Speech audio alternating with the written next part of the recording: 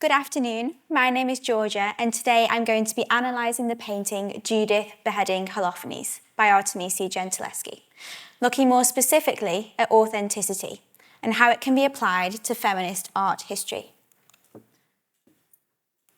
What does it mean to be truly authentic? To be authentic is to be accurate and is often based on what society and the individual concerned deems to be true. In this way, the very definition of authenticity can be seen to be distinctly paradoxical, as the values held by the individual may be contrasting to the expectations of society as a whole. It is this contradiction that leads to many people, especially women, having to choose between acting in a way that is true and authentic to themselves or in a way that is accepted.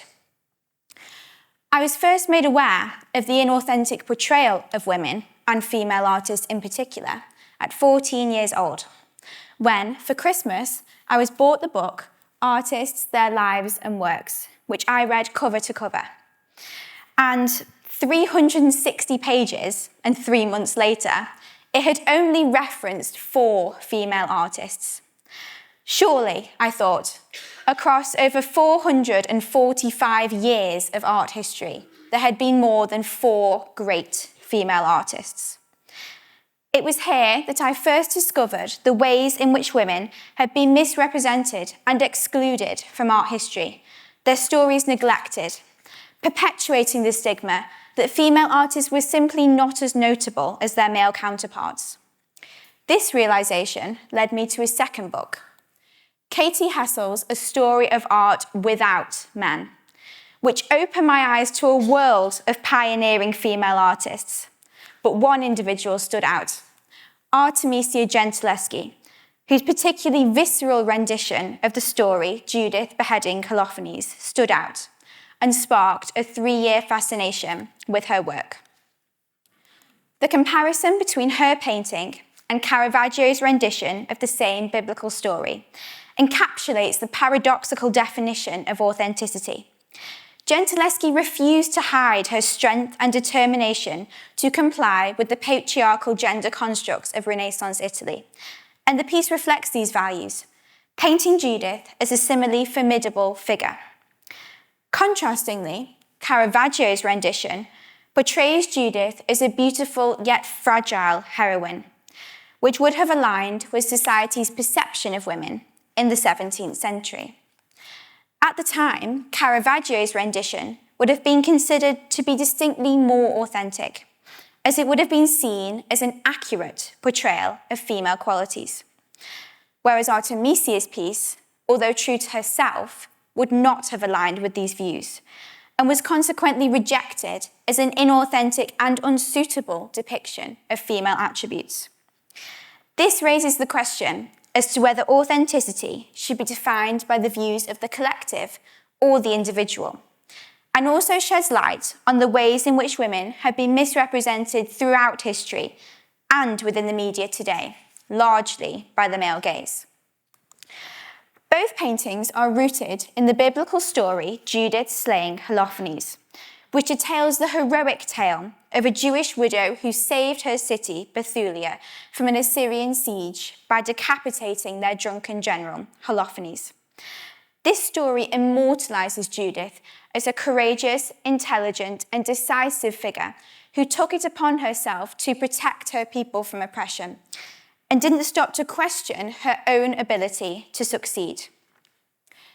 Painted around 1620, Artemisia imbued her rendition of Judith with the same unwavering strength and determination as the biblical story, making her piece distinctly more authentic, as, unlike Caravaggio's portrayal, it does not dilute the righteous bravery of the heroine to appease a male audience. My fascination with Artemisia led me to the Uffizi Gallery in Florence, where I first saw the work, and, utterly enthralled, began to read further into the harrowing life of Gentileschi. She was raped by her art tutor, Agostino Tassi, and her pain and anguish is reflected in the visceral emotions that emanate from the piece. Her painting is so unique as it illustrates the profound connection Artemisia was able to make with her subject. Just like Judith's determination to defend her city from its attackers, Artemisia defended her honor relentlessly during the trial against her perpetrator, despite being subjected to torture. Having read extracts from the court transcripts myself on the flight home from my time in Italy, I found Gentileschi's unwavering pursuit of justice to be unbelievably inspiring, as it led to Tassi being banished from Rome and Artemisia retaining her honour and reputation, becoming a renowned artist in Florence and beyond. This demonstrates Artemisia's determination to remain true to her values and beliefs. And this resolute sense of self is evident in the painting, as Artemisia portrays Judith as she truly was, a brave and honourable figure, just like the woman who painted her, adding an entirely new layer of authenticity to the piece. So, in what ways did the composition of the painting help to cement this portrayal of a strong, steadfast heroine? Firstly, Artemisia's use of a dynamic, asymmetrical composition positions Judith as the figure in control, emphasising her strength and tenacity. The heroine's physical capabilities are further emphasised by Artemisia's anatomical depiction of Judith, which can be seen as a refreshingly authentic take on the female form that presents Judith as both strong and realistically capable of executing the butcherous scene, as opposed to creating a delicate and idealised depiction, like that of Caravaggio, that focuses more on the woman's beauty and femininity. Artemisia's use of chiaroscuro draws the view's focus towards Judith's cold, determined expression, with the strong light and dark contrasts forcing the viewer to follow Judith's unflinching gaze, encouraging a more personal connection with the heroine, as it gives them a sense of the inner strength of Judith, painting her in an almost righteous glow. She carries out the brutal act without faltering, emphasising the resolve of Artemisia to continue to pursue her ambitions.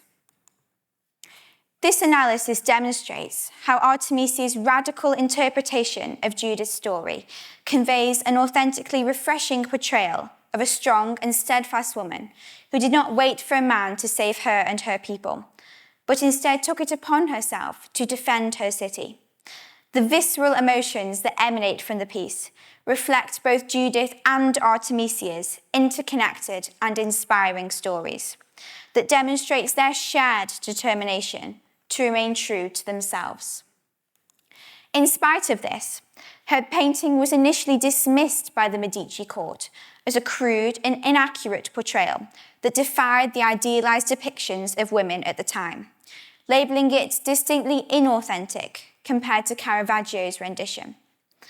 As the antithesis to Artemisia's piece, an analysis of the composition of Caravaggio's painting reveals a distinctly inauthentic portrayal of the biblical story and female attributes, which was fabricated to perpetuate the misogynist principles of the Medici court. Within the piece, Caravaggio conveys a shrinking characterization of Judith, achieved through his use of space and hierarchy, which prevents Judith as physically recoiling from the violent act, along with the heroine's delicate physique, both of which convey her aversion to the brutality and reluctance to carry out the butchery before her. Furthermore, Judith's conflicting facial expression of confusion and disgust emphasises her own internal struggle, as she potentially questions the moral implications of her actions, which is a stark contrast to Artemisia's Judith, who presented the heroine as composed and resolute to succeed. In this way, whilst Caravaggio's depiction conforms to the patriarchal ideals of the Medici court, it subverts the biblical depiction of Judith, focusing more on her righteous morality and innocent beauty as opposed to her bravery and tenacity.